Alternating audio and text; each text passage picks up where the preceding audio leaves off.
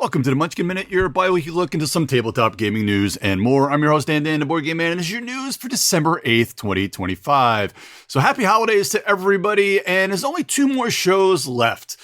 This will be a few things of note in this show and a holiday buying guide for the stocking stuffers and other great gifts for the holidays. So first up, let's get into that holiday buying. Just things that I really think would be great, either stocking stuffer or just mini gifts or anything for your holiday gatherings or just to play with family, friends, or to give to some of your loved ones. So let's start off with some small, great games, great small games, so we say, or stocking stuffers, if you will. First up, Flip 7, and be sure you get the Grinch edition, which is a Walmart exclusive. This is only going to be about $8 at Walmart.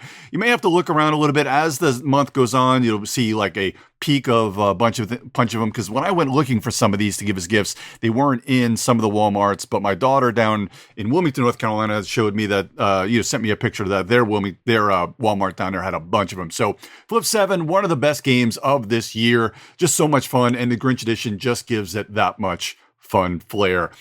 Next up, Mountain Goats. So this is one that's kind of like Can't Stop, where it's just dice rolling and kind of going up a ladder. But in Mountain Goats, you're not really pushing your luck per se. You're rolling the 4 dice or 6-sided dice, and then you're going up different kind of mountains anywhere. I believe it goes from 5 to 12 or 5 to 10 as you're going up the mountain. And if you get to the top, you're going to get some points, and then you're going to be able to kick some other people off the mountain if you do get to the top there, when somebody else is there. It's a ton of fun. I played this one with my family. It plays in about 20 minutes. It's perfect for your holiday gathering because it takes about 5 seconds to teach, and then you just get to play it. So great game.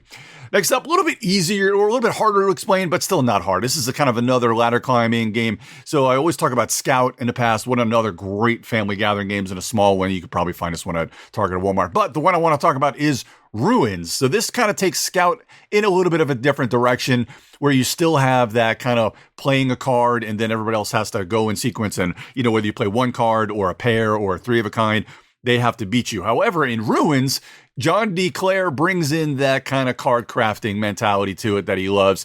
It's his re-implementation of his old game, Custom Heroes, which is a little bit more complex, but another great game. This is still kind of the very, very light part of this game.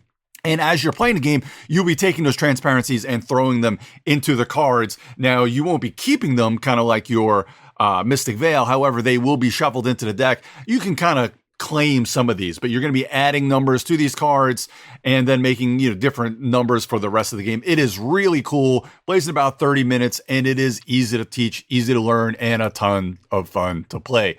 And finally, in the smaller game one, Fight 5 from our friends over at Chip Theory Games. This is kind of like War. Well, it is not kind of like. It is War, but multiplayer War with a little bit of a twist and making it actually fun. I'm not really a big fan of War. There's not really a whole lot of decisions, but this has some decisions and is a lot of fun. 15 to 20 minute playtime, 2 to 5 players, and it plays well at any of those player counts, especially, again, if you're at family gatherings and it is small enough to fit into kind of a stocking and stuff. But a great game, a ton of fun. I think you can get this for like 10 or 15 bucks online, and it would make a perfect gift for the holidays. Next up, let's go into these cooperative style and or the family style games. Stick with the card games. The Lord of the Rings trick-taking game is a ton of fun, and since it is cooperative, it's going to be one of those really easy ones to kind of like teach each other and to play as teach as you're playing it. It has that nice theme of Lord of the Rings with it, and it starts off easy and gets a little bit more difficult. So a great one, the Lord of the Rings trick-taking game. Sticking with Lord of the Rings, the Lord of the Rings Fate of the Fellowship. I mentioned this one earlier this year.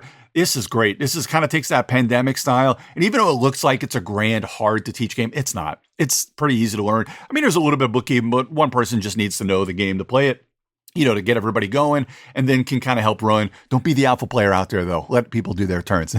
But it is a lot of fun to play with friends and family. And this would be a great one to kind of play that feeling of the Lord of the Rings gameplay.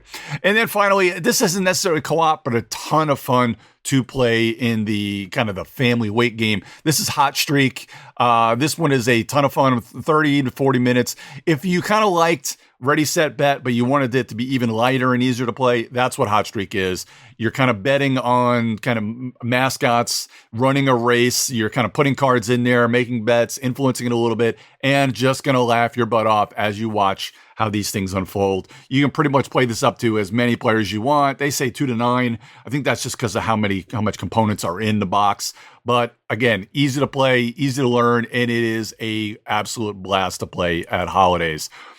For those heavier gamers on your list, if you're just trying to find something for your heavier gamers, these are kind of 3 games that are all should probably be on the Game of the Year list for people. But these are 3 heavier games that you can give as gifts. Speakeasy. That is one of your typical Vital Lacerdas. It is great. It is all the rage right now. Speakeasy, Vital Lacerda, and I believe it's Eagle and Griffin Games. You don't really, if you know these type of games, you know they're long and you know they're deep and they're heavy, but they are amazing. 1 to 4 players, 2 to 3 hours, but it is a ton of fun. Another one that I absolutely love solo and I absolutely love playing, Shackleton Base, A Journey to the Moon. It's awesome. So check that one out. This one is by, I believe Pandasaurus put it out here. It's Fabio Lopiano and Nestor Mangione. Man, such great designers. And this game is a ton of fun and kind of easy to teach. Playing solo was a little bit of a slog just because I kept having to go back to rules because it's almost more of a slog than the regular game is just because of the way things interact with solo, but it is still a fun game to play. So anytime you can play these heavier ones solo, it's really good. And things like Speakeasy, which I mentioned earlier, Vital Lacerda, his solo versions are so good and so easy to play and take those 3 to 4 hour games and dilute it into an hour, easy to play. And also Galactic Cruise will be the last one here. This is from Kinson Key Games. Again, 1 to 4 players, plays in about 2 to 3 hours. And another one that has a really cool theme of obviously a galactic cruise in space. And it's a really fun one to play. I have not played this one solo, but this one is a absolute great game. This one by TK King, Dennis Norcutt, and Colin Thompson. 3 absolutely great games that'll probably be on everybody's Game of the Year lists at the end of the year. Let's head into some news now. So first up is some Fantasy Flight announcements. They announced the releases for all their 2026 Marvel Champions. This is probably the last time I'll do that. So Marvel Champions released. It's very Defender year next year. We already talked about Wonder Man and Hercules being released next year, but adding to that list, other heroes for either standalone or in larger packs include Daredevil, Echo, Jessica Jones, Luke Cage, Elektra, and Iron Fist. And also, we'll see a scenario pack next year, the Shadowland scenario pack, which will have Daredevil versus the Hand. Let's stick with Marvel. WizKids will be releasing more Marvel Remix. That'll be out in about April with Marvel Remix, the Cosmos, just adding some more cards and other things. I think it is going to be a standalone where you can use it just as standalone or mix it with Marvel Remix. But there'll be a lot of extras in there. They're going to have Fantastic Four, Guardians, Captain Marvel, Silver Surfer, Doctor Strange, Ms. Marvel, She-Hulk, and all sorts of other things. If you remember, so this is based on or kind of the reskin of Fantasy Realms. Now, that is a really cool game, a really cool drafting game. And what you're doing is you're kind of optimizing your hand based on scoring on all of the cards. And you're kind of placing cards down, getting cards in your hand. And depending on, you're playing up to a certain amount of cards that are in kind of the discard pile in the middle. It's a lot of fun, pretty easy to play. The scoring is a lot easier in Fantasy Realms. I don't know if there's an app yet for Marvel Remix, but Fantasy Realms was good because you can just kind of type in the cards that you have into the app and it tells you what your score is. Not necessarily all that hard, but it just definitely helps to have that in there. But these games are great, and it's only going to be about $20 for the Remix, the Cosmos. And finally here, more expansion quick news. Leader Games is going to have 2 small expansions for Root. This is seemingly things you'll run into or going to be running to grab at Gen Con because they're going to be out in August. You're going to have the Squires and Disciples deck, which is going to replace some of that deck in the base game. That's only going to be $10. The Homeland Hireling pack, that'll be out at the same time for $20. That's going to be 3 new hirelings. You can have the River Roamers, Sunny Advocates, and Prosperous Farmer. And they're going to have double-sided cards as usual and new meeples for them. Real good stuff. Root is a great game. Not necessarily my cup of tea, but I know it's a great game and people love it. It's just okay to me. But, everybody's taste is a little bit different. Let's head on over to crowdfunding. So first up, on Kickstarter. Again, not something that's going to be my thing, but it's going to be should be a lot of people's cup of tea. The Mystery Science Theater, 3,000 a game. It's got about 2.5 weeks to go. You've got Movie Sign, play as iconic crew of Satellite of Love in this riff-tastic party game. So it's going to be more of a kind of a party game. It's only $50, so not really, breaking the bank there. You've got a little bit more in the deluxe version for $85. So if you're a big fan of MST3K, you might want to get in on this one. Plenty of time left. Next up, Queen is going to release these smaller versions of Karoom and Crokinole. So they've got Karoom to go and Crokinole to go. This has got about another week to go. It is funded.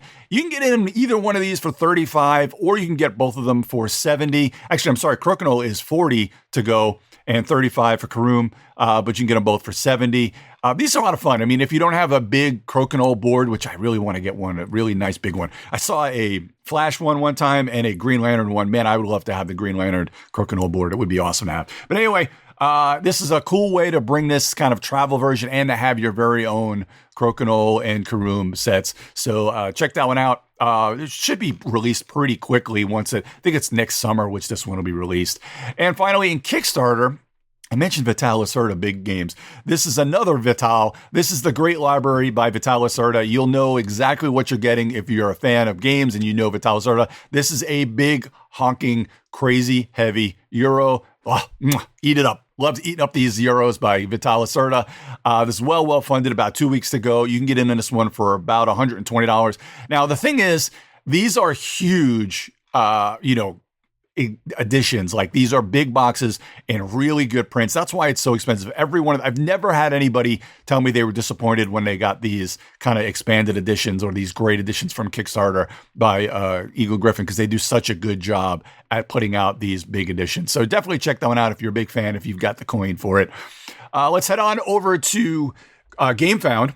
First up, Iridia, The Paths We May Tread. I've been talking about this one a lot, that the second printing is out. This has only got a couple of days to go. It's one of my favorite games of the year. This might be the game of the year for me. I'm going to have to look at the list, but this is kind of your Gloomhaven-esque type game with some great narrative, a lot of good gameplay, and just a lot of fun. You're going to want to get this one. This is on from Far Off Games. You can get in this one for $259 because it's a big box with a little bit of extras in there as well. I think all four of these, actually 3 of the 4 of these GameFounds are very expensive, but they all look great, and I would love to check these out. The next up is The Witcher Legacy by Go On Board. This is exactly what you think. It is 4 million and climbing, and it's got about a week and a half to go. So this takes your kind of the regular Witcher game, the adventure game, and brings it into more of a co-op legacy style game. It looks absolutely amazing. Some great sculpts, some great gameplay, and a lot great extras in there. You can get in for 175 euros. Man, I would love to have this one, but it is very pricey. So hopefully I'll get one eventually, but it looks great. And its gameplay, I mean, The Witcher is a lot of fun to play, that base game. And it just takes a little bit as the adventure game, but to bring this into a legacy style game with some co-op, man, it looks great. And I think I would absolutely love this. The next one, I'll stay with the other big one by Awaken Realms. This is Dragon Eclipse, The Grand Quest. Again, about 2.5 weeks to go, and well funded, almost 1 million euros. This one, I think I've kind of mentioned. Dragon Eclipse is kind of one that I've missed, but I've heard a lot of great things about it. I really want to play this one pretty bad. This is 155 euros to get on board. They call this one a collectible adventure games. It says the game's fascinating adventure journal will take you from one epic combat to another. With a fearless Mistling at your side, you enter the arena and become master tactician in fierce battles against in-game enemies and or other players. Man, it looks very, very cool. I really would love to try this one and see. Go to the Discord, the Major Spoiler Discord. Let me know if anybody out there has played this one, because I really want to hear how this one is. And, it has a little bit of extras in there with the Grand Quest. And finally, this week, this is a smaller game. This is what they call the solo game of the month on, I guess they kind of listed that on GameFound. This is Radiance by Gabe Barrett. I love solo deck building games. This one's got about 2 weeks to go. It's only about $70. Maybe just something. I just bought the Mystic Vale expansion, Mystic Lands or whatever it was.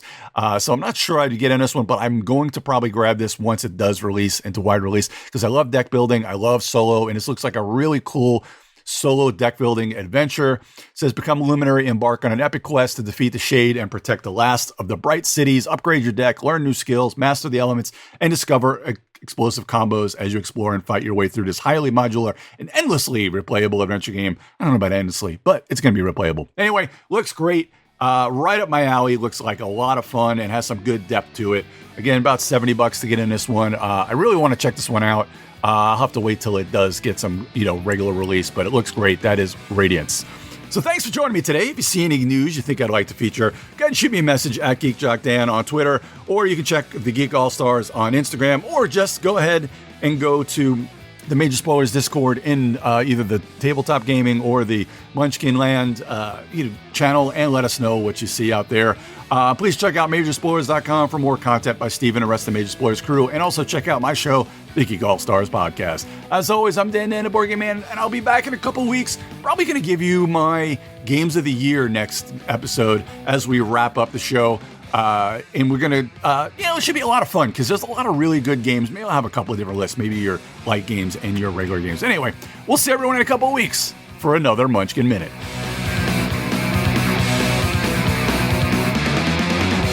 This podcast is copyright 2025 by Major Spoilers Entertainment, LLC.